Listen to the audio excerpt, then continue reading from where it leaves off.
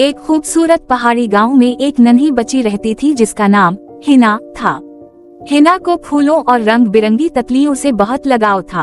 हर सुबह वो अपने बाग में जाकर तितलियों को देखती और खुश हो जाती। एक दिन हिना ने देखा कि एक नन्ही तितली जमीन पर बैठी रो रही है।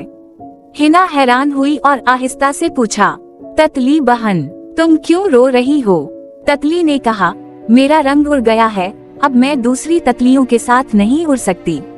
हिना को तितली पर तरस आया। वो दौड़ी दौड़ी अपनी अम्मी के पास गई और रंगीन कागजों के टुकड़े ले आई। इसने बड़े प्यार से तितली के परों पर नरम नरम रंगीन कागज चिपका दिए। तितली के पर एकदम जादुई और चमकदार हो गए। तितली खुशी से उड़ने लगी और आसमान में घूमती हुई दूसरे फूलों पर जा बैठी।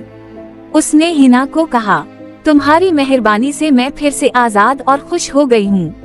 उसी शाम जब हिना सो रही थी तो ख्वाब में वही तितली आई और उसको एक जादुई बीज दिया। तितली ने कहा, ये बीज जमीन में लगाना, ये तुम्हारे गांव को खुशबू और रंगों से भर देगा। अगले दिन हिना ने बीज लगाया। कुछ ही दिनों में वहाँ एक खूबसूरत जादुई फूल खिल उठा, जिससे खुशबू पूरे गांव में फैल गई। सब गांव वाले खुश हो गए और हिना को दुआएं देने लगे।